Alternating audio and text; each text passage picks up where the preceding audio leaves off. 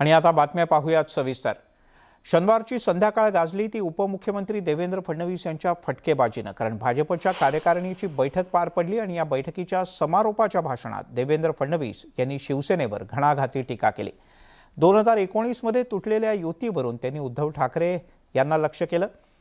उद्धव ठाकरे यांनीच भाजपसोबत बेईमानी केल्याचं त्यांनी म्हटलं। दुसरीकडे संजय राऊत यांच्यावर टीका करताना फडणवीस यांनी त्यांचे आभार मानले। पाहूयात देवेंद्र फडणवीस यांची तुफान फटकेबाजी। छत्रपती शिवाजी महाराज हे गड जिंकल्यानंतर कधी थांबायचे नाहीत। त्या गडाची डागडुजी करायचे, त्या ठिकाणी मोठ्या प्रमाणात शिबंदी लावायचे, चिरेबंदी अशा प्रकारची व्यवस्था उभी करायची आणि त्याच्यानंतर पुढच्या गडाकडे मार्गक्रमण करायचे। आपल्यालाही हेच करायचं आहे। आपण महाराष्ट्रातला सत्तेचा गड जिंकलो की हे सरकार यावं ही तो श्रींची इच्छा। आणि या ठिकाणी ईश्वर कोण आहे, श्री कोण आहेत? ईश्वराला तर आपण मानतोच, पण या महाराष्ट्रातली जी 12 कोटी जनता आहे त्यांचीही इच्छा होती की या महाराष्ट्रामध्ये परिवर्तन झालं पाहिजे आणि या ठिकाणी नवीन सरकार आलं पाहिजे आणि त्यांच्या मनातली संकल्पना आज या ठिकाणी आपण खऱ्या अर्थानं पूर्ण केली आहे। मी खरोखर मनापासून अभिनंदन करीन श्री एकनाथ शिंदेजी यांचं। एक हिमतीचा मर्द मराठा, छत्रपतींचा मावळा हा त्या ठिकाणी बाहेर पडला। तुम्ही विचार करा, ज्यावेळी त्यांनी हा निर्णय घेतला त्यावेळी एक ठरलं नव्हतं की सरकार येईलच, हे सगळं नीट होईलच। कदाचित असंही घडलं असतं की एवढे सगळे लोक नसते आले तर त्यांचं जे काही सामाजिक राजकीय जीवन आहे, इतक्या वर्षाची जी त्यांची पुण्याई आहे ती कदाचित समाप्त करण्यात आली असती, पण त्यांनी त्याचा विचार केला नाही। त्यावेळी शिवसेनेने आमच्याशी बेईमानीच केली आणि ती शिवसेना म्हणजे आता जी मायनॉरिटीची उरली आहे। खरी शिवसेना आता आपल्यासोबत आहे आणि हीच खरी शिवसेना आहे, तुम्ही लक्षात ठेवा। कारण शिवसेना पक्ष नाही, तो विचार आहे आणि तो विचार जे जिवंत ठेवतील तीच शिवसेना आहे आणि तो विचार जिवंत ठेवण्याचं काम एकनाथ शिंदेजी करतायत। कारण मी स्वतः याचा साक्षीदार आहे, कुठलाही शब्द त्या ठिकाणी देण्यात आला नव्हता, कुठलाही शब्द। मी स्वतः त्यांच्यासोबत बसलो आणि खऱ्या अर्थानं काय बोलायचं हे त्या ठिकाणी ठरलं, त्यानुसार मी सगळं वक्तव्य केलं।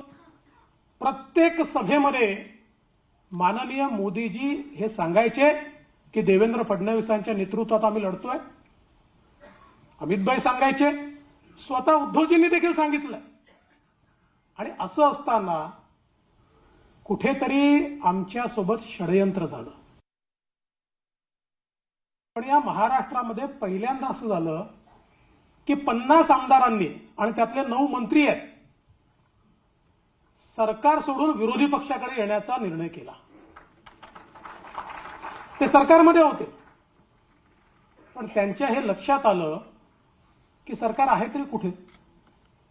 ज्या प्रकारे त्यांना वागणूक मिळत होती, ज्या प्रकारचं सरकार चाललं होतं, त्यांच्या हे लक्षात आलं की हे सरकार जर 5 वर्ष आम्ही असंच चालवलं तर पुढच्या निवडणुकीमध्ये आम्ही काही दिसणार नाही। तिचे उमेदवार निवडून आले पाहिजे म्हणून शिवसेनेच्या विरुद्ध जे बंडखोर होते ते मागे घेतले, त्यांच्याकरता जी मदत करता येईल ती मदत केली। पण त्यांचं आणि राष्ट्रवादीचं आधीच ठरलं होतं, फक्त नंबर गेम फसतो की नाही, नंबर गेम फसतो की नाही याच्याकडे त्यांची वाट होती। ज्या क्षणी त्यांच्या लक्षात आलं की तिघांचा मिळून नंबर गेम जमतोय, इकडे निवडणूकचे निकालच पूर्ण याचे होते, त्याच्या आधीच ते घोषित करतायत की आमचे सगळे मार्ग खुले आहेत, आमचे सगळे मार्ग खुले आहेत। आणि त्याच्यानंतर आपल्याशी चर्चाच त्यांनी केली नाही. मी फोन करत होतो पण ते फोन घेत नव्हते, कारण त्यांचं ठरलं होतं.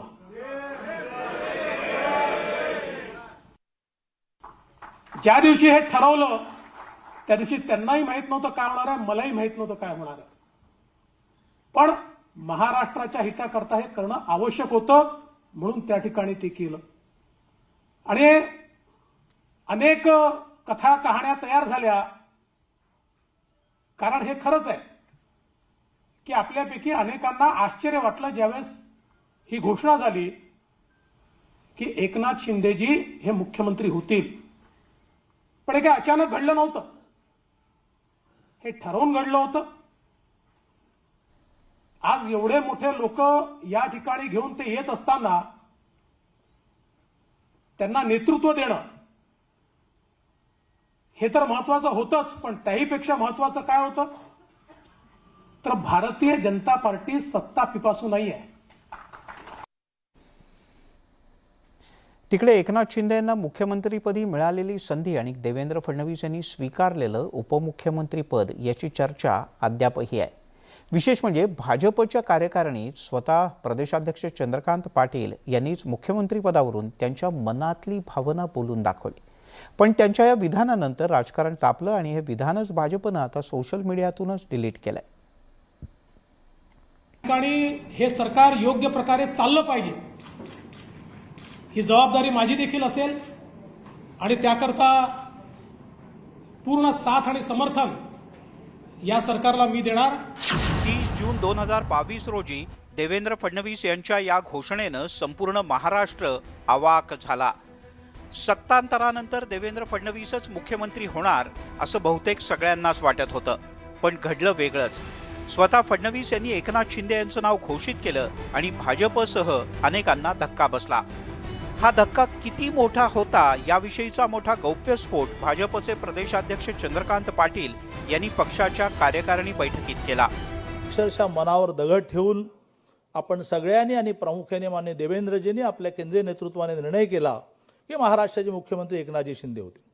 दुःख झालं आपल्याला, परंतु ते दुःख पचवून आपण सगळ्यांनी मिळून पुन्हा एकदा आनंदाने हा सगळा गाडा चालवण्यासाठी पुढे गेला पाहिजे.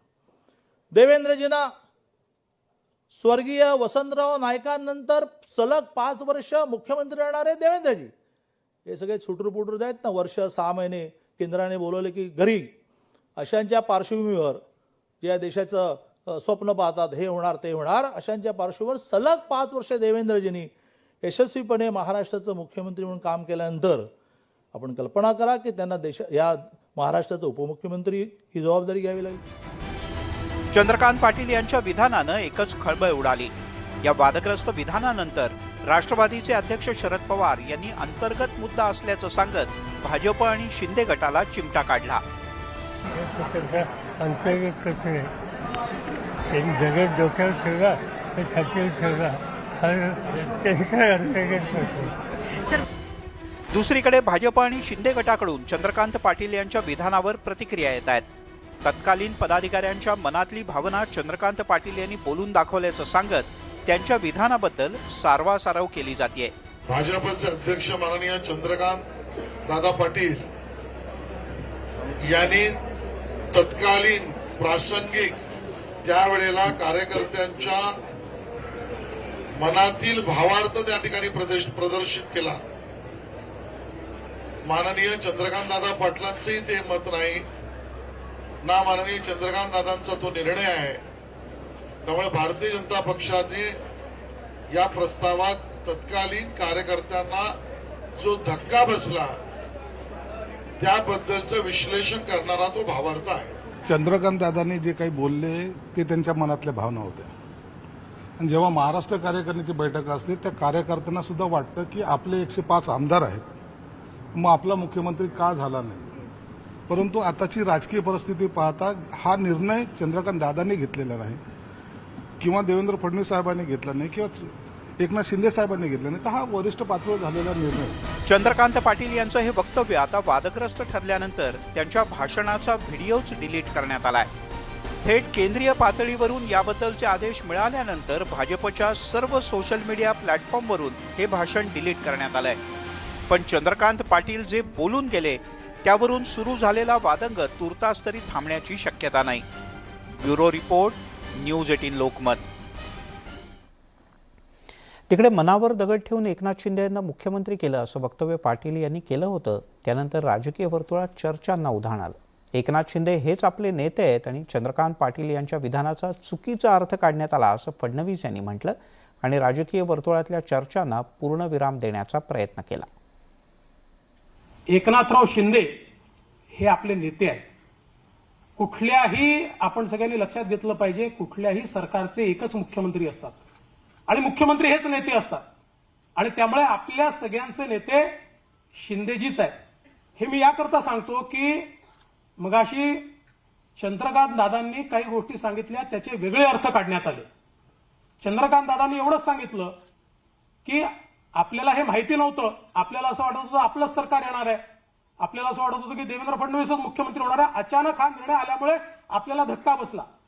याचा अर्थ त्यांना किंवा आपल्या कोणाला एकनाथ शिंदे मान्य नाहीत किंवा काही आपलं वेगळं मत आहे असं बिलकुल नाही. तर त्या सगळ्या प्रक्रियेमध्ये आम्ही सगळे एकत्रित होतो. त्या एकत्रित असताना हे सगळे निर्णय आम्ही घेतले. शिंदे फडणवीस यांचा शपथविधी होऊन आता महिना होत आला, पण ईडी सरकारच्या मंत्रिमंडळाचा विस्तार कधी होणार याची उत्सुकता कायम आहे. त्यामुळे ईडी सरकारच्या मंत्रिमंडळात आता भाजपचे 25 आणि शिंदे गटाचे 14 मंत्री यांची वर्णी लागणार असं सूत्रांचं पक्क म्हणणं आहे. पाहुयात एकनाथ शिंदे आणि देवेंद्र फडणवीस यांच्या ईडी सरकारमध्ये कोण कोण असेल. शिंदे फडणवीस सरकारचा मंत्रिमंडळ विस्तार. महाराष्ट्रात 41 मंत्र्यांची टीम ईडी. पावसाळी अधिवेशनाआधी शपथविधी. राज्याचे मुख्यमंत्री म्हणून एकनाथ शिंदे आणि उपमुख्यमंत्री देवेंद्र फडणवीस यांनी शपथ घेतली. शपथविधीच्या दिवसापासून टीम ईडी म्हणजे टीम एकनाथ आणि देवेंद्र मध्ये कोण असेल याबाबत संपूर्ण राज्याला उत्सुकता आहे. जवळपास 20 ते 25 दिवसांपासून मंत्री कोण होणार याबाबत उत्सुकता निर्माण झाली आहे. गेल्या महिन्याभरापासून एकनाथ शिंदे आणि देवेंद्र फडणवीस यांनी दिल्लीत जाऊन मंत्रिमंडळ विस्ताराबाबत भाजप श्रेष्ठींशी चर्चा केली आहे. आता जवळपास मंत्र्यांची संख्याही निश्चित झाल्याची माहिती आहे. भाजपचे 25 मंत्री तर शिंदे गटाचे 14 मंत्री असा मंत्रिमंडळ विस्तार होणार असल्याचं सांगण्यात येत आहे. पावसाळी अधिवेशनाआधी टीम ईडी अस्तित्वात येईल असा विश्वास उपमुख्यमंत्र्यांनी व्यक्त केलाय. अजून तारीख ठरलेली नाही, पण मला असं वाटतं की लवकरात लवकर आता विस्तार होईल. त्या संदर्भातल्या ज्या काही घडामोडी आहेत त्या आमच्या चाललेल्या आहेत आणि लवकरच विस्तार आम्ही करू. मुख्यमंत्री एकनाथ शिंदे यांच्यासोबत आलेल्यांपैकी कोण मंत्री होतील याची उत्सुकता आहे. काही अपक्षांनाही मंत्रिपदाचे वेध लागलेत. त्यामुळे यावेळी मंत्रिमंडळात कोण कोण असेल हे बघणं महत्त्वाचं ठरणार आहे. मुख्यमंत्र्यांनीही मंत्रिमंडळ विस्ताराचे स्पष्ट संकेत दिलेत. सीएम सरकार दिल्लीला जाऊन आलात, मंत्रिमंडळाचा विस्तार कधी होणार याकडे सगळ्यांचं लक्ष लागलेलं आहे. लवकरच मंत्रिमंडळ विस्तार होईल, त्या बाबतीमध्ये काही शंका बाळगण्याचं कारण. धडाकेबाज मुख्यमंत्री, धडाकेबाज उपमुख्यमंत्र्यांनी झटपट निर्णयांची मालिका सुरू केली आहे. आता या धडाकेबाज टीम ईडीचे मंत्रीही तेवढेच धडाकेबाज असतील यात शंका नाही. Bureau report, news 18 Lokmat. शिवसेनेतून आमदार बाहेर पडल्यानंतर आदित्य ठाकरे आणि संजय राऊत यांनी बंडखोर आमदारांवर टीकेची झोड उठवली. आदित्य ठाकरे प्रत्येक दौऱ्यात प्रत्येक ठिकाणी जाताना आमदारांना गद्दार म्हणूनच संबोधतात आणि त्यामुळे त्यांना आता जागोजागी गद्दार दिसतात. औरंगाबादच्या दौऱ्यावर असताना त्यांना माईकमध्ये सुद्धा गद्दारी दिसली. पाहूयात नेमकं झालं काय. एवढंच तुम्हाला विचारायला आलेलं काय बासरी वाजत असं होतंय पावसामुळे माईक गद्दार नाही झालं. हॅलो हॅलो आता ऐकवते का चालायचंच. तिकडे भाजपचे नेते आमदार आशिष शेलार यांनी आदित्य ठाकरे यांच्या शिवसंवाद यात्रेवर घणाघाती टीका केली. स्वतःचा चेहरा लपवण्यासाठी हे उद्योग सुरू असल्याचं त्यांनी म्हटलं. महाराष्ट्रातल्या जनतेने काय पाहिलं आणि महाराष्ट्रातल्या जनतेला काय कळतंय, भारतीय जनता पार्टी याला महत्व देते. आदित्यनं स्वतःचा चेहरा लपवण्यासाठी किंबहुना स्वतःचा चेहरा उजळ आहे हे दाखवण्यासाठी समोरच्यांचा चेहरा काळा करावा ही त्यांच्या कामाची पद्धत. पण जो उठाव शिवसेनेच्या आमच्या मित्रांनी केला तो सराहनीय आहे, स्फुरणीय आहे, अभिनंदनीय आहे. ब्रेकनंतर आपल्या सगळ्यांचं पुन्हा एकदा स्वागत. सध्या राजकारण या शब्दाचा अर्थ समजून घ्यायची वेळ आली आणि राजकारण हे समाजकारण आहे, राष्ट्रकारण आहे, विकासकारण आहे की सत्ताकारण आहे याबद्दल केंद्रीय मंत्री नितीन गडकरी यांनी काही प्रश्न उपस्थित केलेत. मात्र राजकारण हे 100% सत्ताकारण झालंय. त्यामुळे कधी कधी आपण राजकारणी आहोत आणि ते आपण कधी सोडतो असं वाटायला लागतं, असं केंद्रीय मंत्री नितीन गडकरी यांनी म्हटलंय. ते नागपूरमध्ये बोलत होते. त्या काळामध्ये महात्मा गांधींपासून ज्या राजकीय परंपरेने कार्य झालं ते पॉलिटिक्स होतं, पण ते राष्ट्रकारण, समाजकारण, विकासकारण होतं. आणि आता जे आपण बघतो ते केवळ 100% सत्ताकारण बघतो. त्यामुळे politics is a true instrument of socio economic reform. सामाजिक आर्थिक परिवर्तनाचं राजकारण हे प्रभावी अंग आहे. मला तर असं वाटतं की मीच हळूहळू, मला खूप वेळा वाटतं की केव्हा सोडायचं आणि केव्हा नाही. त्याच्यामुळे राजकारणापेक्षा बऱ्याच गोष्टी अशा ज्या जीवनात करण्यासारख्या आहेत. शिंदे आणि भाजप सरकारनं महाविकास आघाडी सरकारच्या काळातल्या काही महत्त्वाच्या प्रकरणांचा तपास सीबीआयकडे वर्ग केला. यात गिरीश महाजन यांच्या विरोधात दाखल झालेला खंडणी, अपहरण गुन्हा आणि रश्मी शुक्ला यांना अडचणीत आणणारं कथित फोन टॅपिंग प्रकरण हे दोन्ही सीबीआयकडे सोपवण्यात आलंय. त्यामुळे महाविकास आघाडीला याचा फटका बसणार आहे. पाहूयात एक खास रिपोर्ट.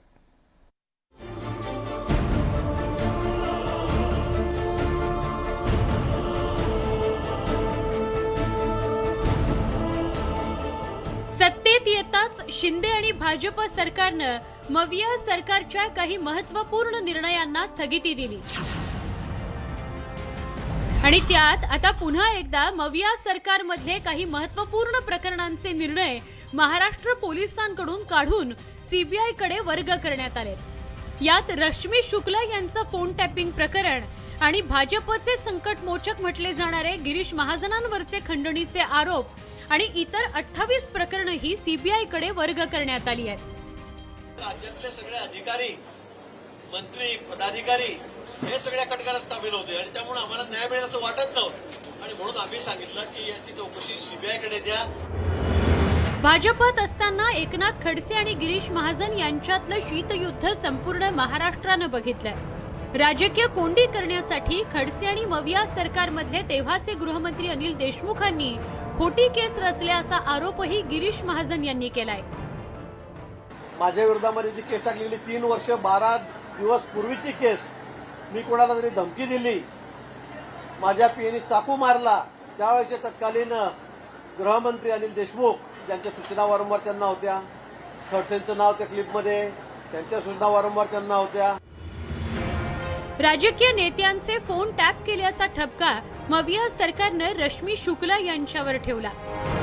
त्यांच्यावर गुन्हाही दाखल झाला. नाना पटोले, एकनाथ खडसे यासह रश्मी शुक्ला यांचा जबाबही कुलाबा पोलिसांनी नोंदवला. याच फोन टॅपिंग प्रकरणावरून मोठा गदारोळ झाला. गिरीश महाजन यांच्या खंडणी प्रकरणावरूनही आरोप प्रत्यारोप सुरू झाले. आता या सगळ्या प्रकरणांचा तपास सीबीआयकडे गेल्यानं भाजपला कोंडीत पकडण्याचा मवियाचा डाव त्यांच्यावरच उलटला का, असा प्रश्न उपस्थित होतोय. तर विरोधक केंद्रीय तपास यंत्रणा या भाजपची टीम असल्याचा आरोप करतायत. खरं म्हणजे महाराष्ट्र सरकार अस्तित्वातच नाही. 1 महिना होत आला तरी सरकारचं अस्तित्व दिसत नाहीये. दोघांचं मंत्रिमंडळ आहे. त्यांना काय म्हणावं, मी वास्तू सपना म्हणाला होते एक दिवशी केली, अजूनही चाचपडत्यात सरकार बनवण्यासाठी आणि निर्णय घेतात मोठे मोठे, जे निर्णय बेकायदेशीर आणि असंविधानिक आहे. इतकंच मी सांगू. महाराष्ट्रातले ही जे पाप केलेले प्रकरण फडणवीस सरकारच्या काळातले आणि या सगळ्या प्रकरणाला जे सीबीआयकडे पाठवण्याचं जे काटकारस्थान केलं गेलेलं आहे, आपलं पाप लपवण्याचा हा प्रयत्न भारतीय जनता पार्टी करते आहे. आज ना उद्या हे पाप उघडकीस येईल. त्यांनी आता सीबीआयकडे न्या की त्यांनी स्वतः चालवा, पण हे पाप उघडकीस येईल एवढंच सत्य आहे. असे निर्देश उच्च न्यायालयाने दिलेला आहे. राज्य सरकारने हा निर्णय घेतलेला नाही आहे. हा निर्णय उच्च न्यायालयाने घेतलेला आहे. त्यामुळे पुढची कार्यवाही जी आहे ते तपास यंत्रणा करतील. पुन्हा एकदा राज्यात भाजप सत्तेत आलंय.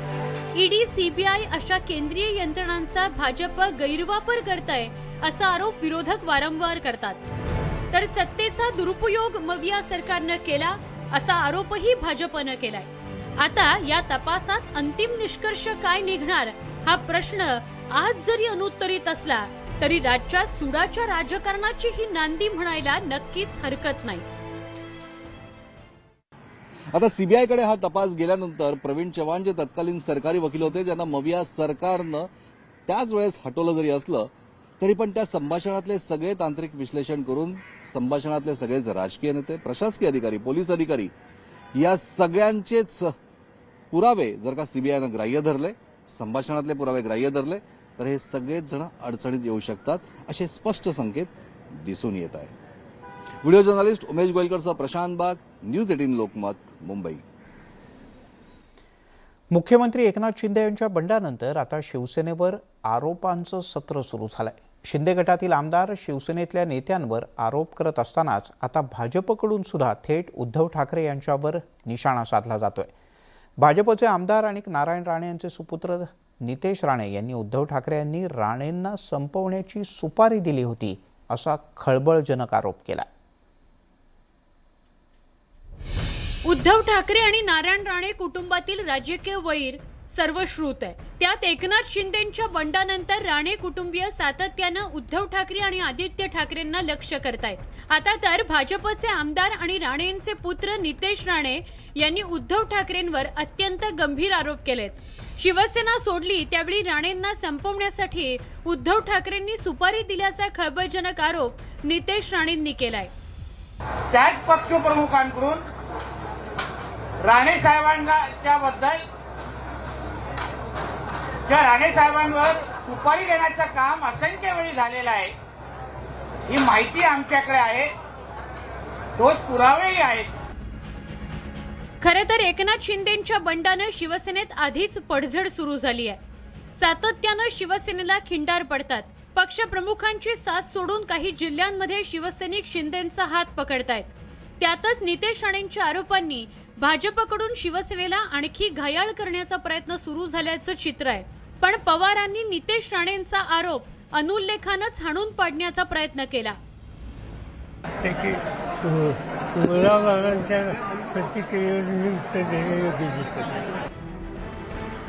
एकंदरीतच शिंदे गटाकडून शिवसेना काबीज करण्याचे प्रयत्न सुरू असतानाच शिंदे प्रयत्नांना योग्य ठरवण्यासाठी राणे आणि भाजपचे नेते उद्धव ठाकरेंना कोंडीत पकडण्याचे प्रयत्न करताना दिसतायत. त्यामुळे आता शिंदे आणि राणेंच्या या प्रयत्नांना किती यश येतं, राणेंच्या आरोपांना उद्धव ठाकरे काय प्रत्युत्तर देतात हे पाहणं महत्त्वाचं ठरणार आहे. मुंबईहून तुषार रुपनवरसह ब्युरो रिपोर्ट, न्यूज 18 लोकमत. रत्नागिरीच्या खेडमध्ये रामदास कदम गट आणि शिवसेना कार्यकर्ते यांच्यातला संघर्ष शिगेला पोहोचलाय. आज रामदास कदम समर्थक आणि शिवसेना समर्थक यांच्यात जोरदार वाद आणि नंतर हमरी तुमरी झाली. यावेळेला रामदास कदम आणि माजी नगरसेवक पप्पू चिकणे यांना धमकी दिल्याचा प्रकारही समोर आलाय. युवासेना जिल्हाधिकारी अजिंक्य मोरे यांनी हातपाय तोडण्याची धमकी दिल्याचा आरोप करण्यात येतोय. यामुळे हा संघर्ष थेट पोलीस स्थानकापर्यंत पोहोचलाय.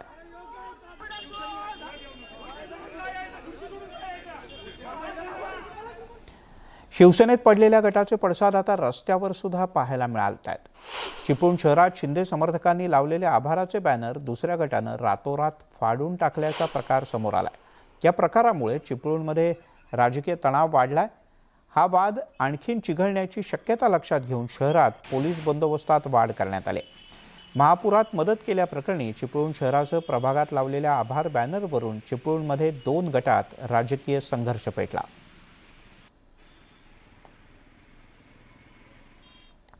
शेवटच्या श्वासापर्यंत शिवसेना सोडणार नाही असं ठाम मत चिपळूणचे विधानसभा क्षेत्राध्यक्ष बाळा कदम यांनी व्यक्त केलं.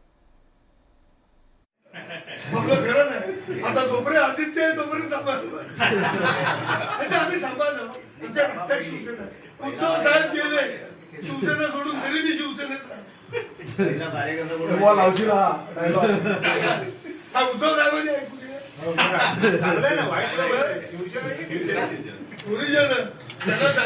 आमच्या वन आमच्या वन.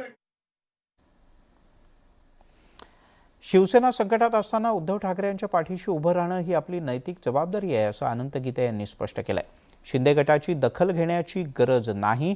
रत्नागिरी विधानसभा मतदारसंघात नवीन उमेदवाराचा उदय होणार आहे, असं म्हणत उदय सामंत यांना अप्रत्यक्षपणे गीते यांनी इशाराही दिला. शिवसैनिक म्हणून जेव्हा संघटना संकटात आहे, शिवसेना संकटात आहे, तेव्हा संघटनेच्या पाठीशी आणि पक्षप्रमुख म्हणून आपल्या पाठीशी ठाम राहणं ही माझी नैतिक जबाबदारी आहे. आणि त्या भूमिकेतून मी स्वतःहून हा दौरा सुरू केलेला आहे आणि मी स्वतःच बाहेर पडलो आहे.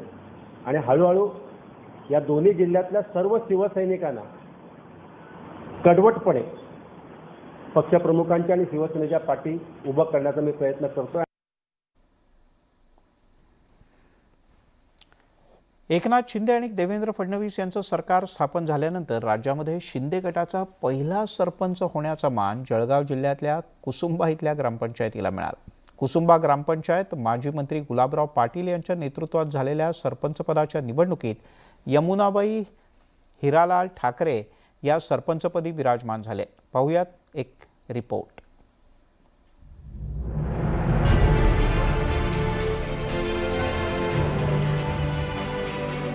शिवसेनेतली अनेक वर्षांची धुसफूस बाहेर आली आणि 40 आमदारांनी शिवसेनेतून बाहेर येत उठाव केला. यानंतर शिंदे गटानं भाजपसोबत जात सत्ता स्थापन केली. एकनाथ शिंदे महाराष्ट्राचे मुख्यमंत्री झालेत. आमदारांनंतर राज्यातले खासदार, नगरसेवक, शिवसेनेचे पदाधिकारी शिंदे गटात दाखल होऊ लागलेत. आणि त्यानंतर आता चक्क जळगावच्या कुसुंबा ग्रामपंचायतीवर शिंदे गटाचा झेंडा फडकलाय. शिंदे गटाच्या पहिल्या सरपंच होण्याचा मान कुसुंबाच्या यमुनाबाई पाटील यांना मिळालाय. निधी आणून आमच्या गावाचा सर्वांगीण विकास करू आणि आमच्या सदस्यांच्या सहकार्याने, आमच्या महिला सदस्यांच्या सहवासाने आम्ही सगळ्या गावांचा सर्वांगीण विकास करू. ग्रामपंचायतीची निवडणूक ही पक्षाच्या चिन्हावर लढवली जात नसली तरी पक्षाच्या नेतृत्वात तयार झालेल्या पॅनलच्या माध्यमातून लढवली जाते. आणि यातच कुसुंबात माजी मंत्री गुलाबराव पाटलांच्या नेतृत्वात समर्थक पॅनलनं बाजी मारली आणि शिंदे गटाचा राज्यातला पहिला सरपंच जळगावातल्या कुसुंबात झाला. शिंदे सरकारकडून गावासाठी जास्तीत जास्त निधी आणू आणि गावाचा कायापालट होईल असा विश्वास गावकऱ्यांनी व्यक्त केलाय. गावासाठी जो निधी आणता येईल तो आणू आणि गावाचा जो विकास आहे त्या विकासासाठी पाणी, गटरी, लाईट, रस्ते, संचालय हे निधी आणून बांधकाम करू आणि गावातील लोकांच्या ज्या समस्या आहेत त्या दूर करू. साहेब भाऊलाल नामदेव पाटील यांचे आभारी आहोत. यांचा सिंहाचा वाटा आहे की त्यांनी आम्हाला सहकार्य केलं आणि त्यांच्या सहकार्यातून आमचा हा शिंदे सरकारमधील पहिली ग्रामपंचायत सरपंच निवडून आलेला आहे. मी गुलाबराव पाटील यांच्यासोबत अगोदरही होते, आजही राहणार आहे आणि उद्या पण गुलाबराव पाटील यांच्यासोबतच राहणार आहे. गावात जो काही आम्हाला विकास करायचा आहे तो गुलाबराव पाटील साहेबांना सांगून जो काही निधी आम्हाला गावात आणता येईल तो आम्ही पूर्ण प्रयत्न करू आणि गावात थांबलेला विकास आम्हाला पूर्ण करायचा आहे. महाराष्ट्रात शिंदे सरकारने कुसुंबात पहिल्या ग्रामपंचायतीवर कब्जा मिळवलाय.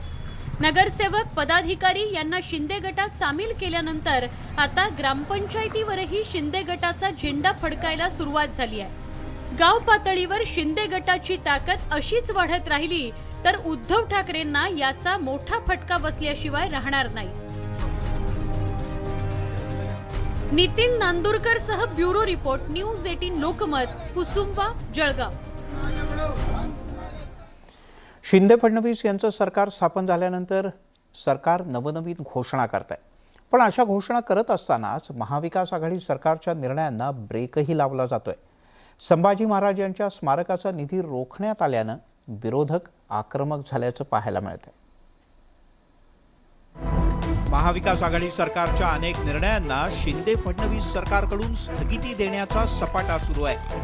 अशातच अनेक प्रकल्पांचे निधी सुद्धा रोखण्यात आले.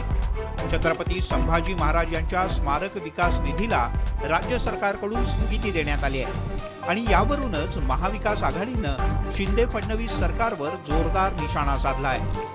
आता केंद्र सरकारला महाराष्ट्राच्या लोकांची काय असतात त्यांना माहिती कदाचित नसेल, त्याच्यामुळे एक सुडाचं राजकारण हे केंद्र सरकार सातत्याने राज्यांवर करतंय आणि विरोधकार पक्ष जो व्यक्ती केंद्र सरकारच्या विरोधात बोलेल त्याच्या विरोधात ऍक्शन होते आणि तसंच महाराष्ट्राच्या महापुरुषांचं झालेलं आहे.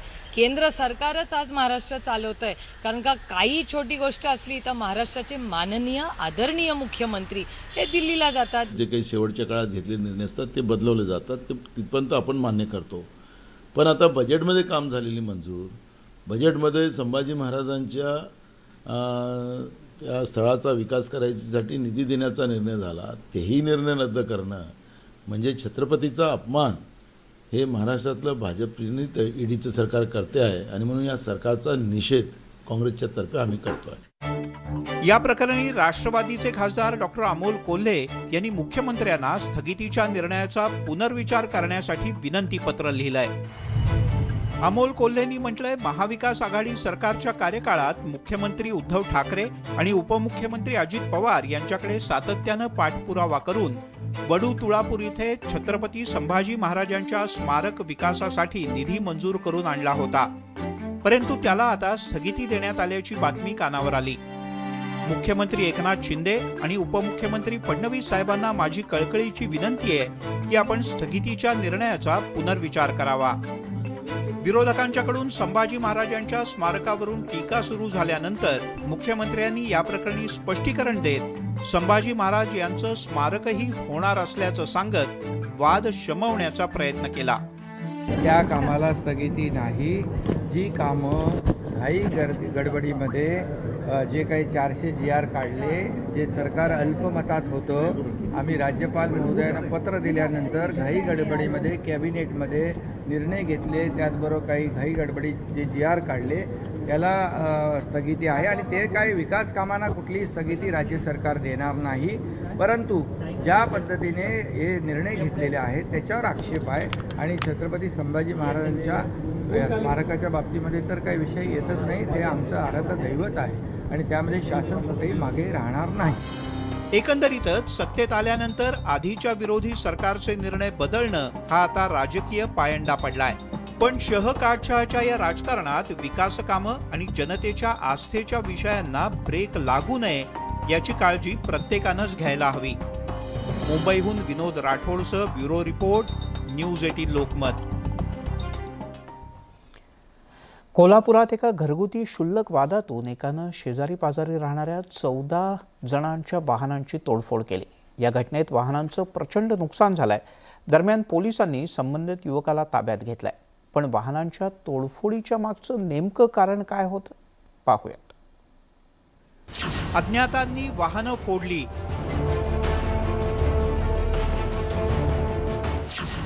चोरट्यांनी धुडगूस घालून तोडफोड केली, संतप्त जमावाकडून गाड्या फोडण्यात आल्या, अशा अनेक घटना आपण ऐकतो.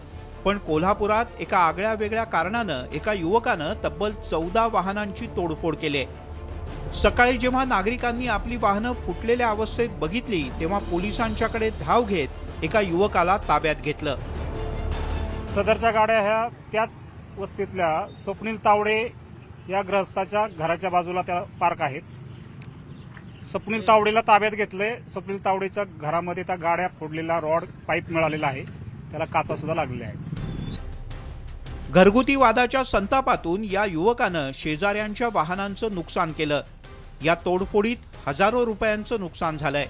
या घटनेमुळे परिसरात काही काळ भीतीचं आणि तणावाचं वातावरणही निर्माण झालं होतं. जो स्वप्नील तावडे आहे त्याने त्याच्या आईला आणि बहिणीलाही मारहाण केली आहे. रात्री दारू पिलेला होता. कारण त्रिंबोली यात्रेमध्ये तो काल इतरत्र नाचलाही आहे आणि त्यामध्ये घरी आल्यानंतर 11:30-12च्या दरम्यान त्यांनी आईला जेवल्यानंतर आईच्या अंगावर गेला, बहिणीला थोडी मारहाण केली आहे. काही दिवसापूर्वी यादवनगरातही काही तरुणांनी नंग्या तलवारी हातात घेत दहशत माजवली. यामध्ये 10 ते 12 वाहनांची तोडफोड झाली. तर रेस्कोस नाका परिसरात सुद्धा दोघांच्यावरती प्राणघातक हल्ला झाला. कोल्हापूरमध्ये अशा घटनांची दिवसेंदिवस वाढ होताना पाहायला मिळते. त्यामुळे प्रशासनावरती सुद्धा प्रश्नचिन्ह निर्माण होत आहेत. आता घरात नेमका वाद काय झाला, कशामुळे या युवकानं वाहनांची तोडफोड केली, त्यामागचं नेमकं कारण काय, असे अनेक प्रश्न विचारले जात आहेत. पण घरातला वाद रस्त्यावर नेणं आणि त्यामुळे दुसऱ्यांना मनस्ताप होणं हे कितपत योग्य आहे याचा विचार करायला हवा. ज्ञानेश्वर साळोखे, न्यूज 18 लोकमत, कोल्हापूर. राज्यकर्ते लोकप्रिय आणि कल्याणकारी योजना जाहीर करतात, पण प्रशासकीय अधिकारी काही वेळेला या योजनांचं वाटोळं करतात. युती सरकारच्या काळात 32 कोटी वृक्ष लागवडीच्या योजनेचं मोठा गाजावाजा झाला, पण रत्नागिरीच्या अधिकाऱ्यांनी चक्क झाडच पळवून नेलेत. सरकारी अधिकाऱ्यांनी पळवली झाडं. 33 कोटी वृक्षारोपण योजनेत अधिकाऱ्यांचा भ्रष्टाचार. 50% झाडं पण ऍक्सिडेंट होते, परंतु यांनी 100% झाडांचे पैसे काढलेले. कागदावर झाडं लावून पैशांचा अपहार. वृक्षारोपण करणाऱ्या शेतकऱ्यांनाही गंडा. लागवडीचे पैसे, खड्डे मारायचे, गावात करण्याचे, कुटणीचे सर्व पैसे तुम्हाला जमा होते. तर अद्याप आम्हाला 2 वर्षात 1 रुपया त्यात जमा झाले. शेतकऱ्यांच्या खात्यात आलेले पैसे पळवले. अधिकाऱ्यांनी लावली शेतकऱ्यांना शेंडी. कोट्यवधी रुपये घेऊन अधिकारी पसार. मोकाट अधिकाऱ्यांवर कारवाई कधी? तिकडे रत्नागिरीत सामाजिक वनीकरणाच्या अधिकाऱ्यांनी शेतकऱ्यांचे पैसे आणि चक्क झाडं पळवल्याचा धक्कादायक प्रकार उघडकीस आला. 33 कोटी वृक्ष लागवड योजनेतली निम्मी झाडं कागदावरतीच दाखवल्याचा आरोप होतोय. अधिकाऱ्यांनी ही झाडं कशी खाल्ली पाहूयात. सामाजिक वनीकरणामध्ये भ्रष्टाचार. अधिकाऱ्यांनी पळवली कोट्यवधीची झाडं. कल्याणकारी योजनेला अधिकारी रूपी कीड. रत्नागिरी जिल्ह्यातील खेड खोपी रस्त्या शेजारची ही झाडं पहा.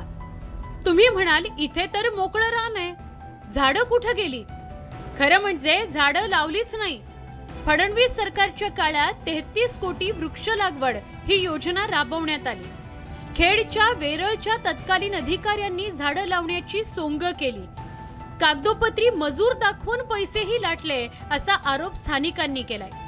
सध्याच्या परिस्थितीत त्यावेळी जेवढी झाडं दाखवली त्यापैकी फक्त 50% झाडं अस्तित्वात असल्याचा आरोप स्थानिकांनी केलाय. आता अस्तित्वात झाडं किती आहेत त्यापैकी? 50% झाडं पण अस्तित्वात नाही, परंतु यांनी 100% झाडांचे पैसे काढलेले आहेत शासनाकडून. आता माझी तक्रार गेल्यानंतर त्यांनी मेलेल्या झाडांची वेदनी केली. सामाजिक वनीकरण विभागातल्या या मिस्टर नटवरलाल अधिकाऱ्यांनी शेतकऱ्यांनाही सोडलं नाही. झाडं लावल्यानंतर ज्या शेतकऱ्यांच्या बँक खात्यात पैसे आले ते पैसे या अधिकाऱ्यांनी मागून नेल्याचा आरोप झालाय. आमचे 1-2 महिन्यात पैसे जमा झाले. ते पैसे परत आमच्या त्यांनी परत मागितले की झाडांची रक्कम द्यावं लागते, जे बिल आहे ते द्यावं लागतं, गाडी भाडा द्यावं लागतं. तेव्हा त्यांनी आमच्याकडनं 18,000 रुपये प्लस 5,000 असे 25-30,000 रुपये त्यांनी परत घेऊन गेले आमच्याकडे. घेऊन गेल्यानंतर ते बोलले आम्हाला तुम्हाला परत तुमच्या अकाउंटला हे पैसे जमा होतील. लागवडीचे पैसे, खड्डे मारायचे, गावात करण्याचे, कुटणीचे सर्व पैसे तुम्हाला जमा होतील. तर अद्याप आम्हाला 2 वर्षात 1 रुपया त्यात जमा झाले. 2 वर्ष शेतकऱ्यांनी सामाजिक वनीकरणाच्या ऑफिसचे हेलपाटे मारले, पण पैसे मिळाले नाहीत. दरम्यानच्या काळात सामाजिक वनीकरणाचं ऑफिसच खेड वेरळमधून दापोलीला गेलं. ज्यांनी झाडं पळवली त्या अधिकाऱ्यांच्याही बदल्या झाल्या. नवीन अधिकाऱ्यांनी शेतकऱ्यांचा अक्षरशः फुटबॉल केलाय. आणि यांच्या ऑफिसला आपण जातो, त्याला करतो, देतो, हे करतो. आता ते पैसे पण देऊ शकत नाहीत, काय नाही. मध्ये 2 लॉकडाऊनच्या महामारीमुळे आम्हाला पण त्यांना भेटता येत नव्हता. ऑफिसला वारंवार जाऊन पण आम्ही त्यांच्याकडे उत्तर देत नव्हते. आता त्यांचं ऑफिस इथून वेरळमधून यांचं ऑफिस दापोलीमध्ये गेलं आहे. आता एवढ्या लांब जायचं म्हणजे 100 रुपये रोजची ट्रॅव्हलिंग खर्च आहे. 2-3 वेळा येऊन गेले आपलं रोजगार आम्ही पैसे कुठं आणणार तिकीटसाठी? तर राज्य हिरवगार व्हावं म्हणून तत्कालीन सरकारनं ही योजना आणली, पण अधिकाऱ्यांनी या योजनेतून पैसा ओरपला. या अधिकाऱ्यांवर आता कठोरात कठोर कारवाईची मागणी होतीये. चंद्रकांत बनकर सह ब्युरो रिपोर्ट. ब्रेकनंतर आपलं स्वागत. आणि आता काही खास. साताऱ्यातून नजीक असणारं आणि पावसाळ्यात सदैव पर्यटकांनी ओसंडून वाहणारं सर्वोपरीचे ठिकाण म्हणजे भांबवली वजराईचा धबधबा. आशिया खंडातील सर्वाधिक उंचीवरचा धबधबा अशी त्याची ख्याती. कास्त फुलांचं जगप्रसिद्ध पठार ओलांडून इथे पोहोचता येत. या धबधब्याचा खास अनोखा नजारा फक्त न्यूज 18 लोकमतच्या प्रेक्षकांसाठी.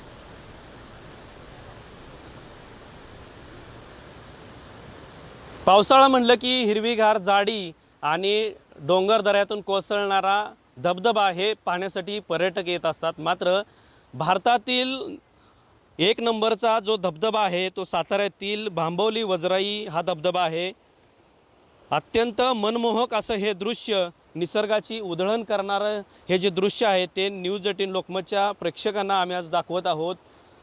समुद्र सपाटीपासून 1800 फूट उंचीवर असलेला हा धबधबा, नयनरम्य असं हे दृश्य आपल्याला पाहायला मिळत आहेत. धुक्याची लोट आणि दऱ्यातून पांढरं शुभ्र ही जलधारा ही पाहण्यासाठी भारतातून तसेच महाराष्ट्रातून अनेक पर्यटक या ठिकाणी दाखल होत असतात. साताऱ्यापासून 40-45 किलोमीटर अंतरावर असलेलं हा धबधबा आहे. जागतिक वारसास्थळ असलेलं कास पठारापासून अगदी हाकेच्या अंतरावरती हा धबधबा जो आहे तो कोसळत असतो. म्हणजे कास पठार आणि त्यानंतर भांबवली वजराई धबधबा हे पाहण्यासाठी पर्यटक या ठिकाणी दाखल होत असतात. किरण मोहिते, न्यूज 18 लोकमत, सातारा. नावाला जागलेला नागपूरचा अवलिया. नागपूरच्या अंबाझरी उद्यानातला पक्ष्यांचा आणि खारुताईंचा हा 57 वर्षांचा पक्का दोस्त. त्याचं नाव आहे सत्पुरुष वानखेडे. हे सत्पुरुष वानखेडे नागपूरच्या अंबाझरी उद्यानातले पक्षी, अगदी खारुताई देखील रोज सकाळी 8 वाजले की यांची वाट पाहत असतात. वानखेडे उद्यानात येतात ते आपल्याला खाऊ द्यायला आणि आपल्याशी गप्पा मारायलाच, असा या पक्ष्यांचा समज आहे. वानखेडे मॉर्निंग वॉकला सुरुवात करण्याआधी या सवंगड्यांशी खूप गप्पा मारतात. मग पक्षी त्यांच्या अंगा खांद्यावर येऊन बसतात. खारुताईही त्यांच्या आजूबाजूला घुटमळते आणि त्यांना तांदूळ, मटकी, मका, शेंगदाणे असा खाऊ मिळतो. ऊट पॅकर आहे, भारद्वाज आहेत, टकाचोर आहे, बुलबुल, मैना, साधबाई म्हणतात, अँग्री बर्ड, कोतवाल पक्षी आहे. हा बेटे. वानखेडे यांचं छोटंसं ऑटोमोबाईलचं दुकान आहे. गेली 57 वर्ष वानखेडेंनी अनेक चढउतार पाहिले, पण पक्ष्यांना खाऊ घालण्याचं हे व्रत त्यांनी चुकवलं नाही. पक्ष्यांना खाद्यान्न देताना ते स्वच्छ आहे की नाही, त्यांच्यासाठीचं पाण्याचं भांड घाणेरडं नाही ना, याचीही ते रोज काळजी घेतात. मकाई आवडतो, दाणे आवडतात, शेंगदाणे आवडतात, पण ते साफ केलेलं पाहिजे पूर्ण. नाही तर काही लोक काय करतात, ते पाखडलेलं राहतात, तेच आणून टाकून देतात. जे आपण खात नाही ते आपण त्यांना कशाला चरायचं. वानखेडेंना एखाद दिवस उशीर झाला तर हे पक्षी त्यांच्यावर फुगून बसतात. मग खाद्य खाताना आढेवेढे घेतात. म्हणून मग एखाद दिवस महत्वाचं काम असेल तर वानखेडे आपल्या मुलाला उद्यानात जायची ड्युटी बजावून जातात. सांगावं लागते ना, तर राग येतो, खात नाहीत. मग काय वाटतं, माणसाच्या पूर्ण भावना करतात? बिलकुल. मी यांच्याशी बोलतो, हे माझ्याशी बोलतात. जसं आपल्या भावना आहेत तसं त्यांनाही भावना आहेत. जसा बाज आया तर मग सगळे पक्षी उडतात, तर मग ते पळवतात कसं, अशा स्टोरीज सांगतात. तर खूपच चांगलं काम करतोय तो, खूपच छान, बिलकुल. आणि माणूस म्हणूनही खूप चांगला आहे. प्रत्येक जण आपापला आनंद कशात तरी शोधत असतो. वानखेडे यांनी या पक्ष्यांना खाऊ घालण्यात, त्यांच्यावर जीव लावण्यात आनंद शोधलाय. तसाच प्रत्येकाला आपापला आनंद मिळो, त्यातून समाधान पदरी पडो, हीच सदिच्छा. आधुनिक धकाधकीच्या जीवनातही मनुष्याने जर ठरवलं तर तो निसर्ग व पशुपक्ष्यांसोबत कशा प्रकारे समरस होऊ शकतो, त्यांची सेवा करू शकतो, हे या उदाहरणावरून आपल्याला दिसून येते. व्हिडिओ प्रशांत मोहितेसह तुषार कोहळे, न्यूज 18 लोकमत, नागपूर. सर्वार्थानं अवलिया माणूस, क्या बात. दिवसभराच्या बातम्यांमध्ये आज इथेच थांबूयात. पाहत राहा न्यूज 18 लोकमत.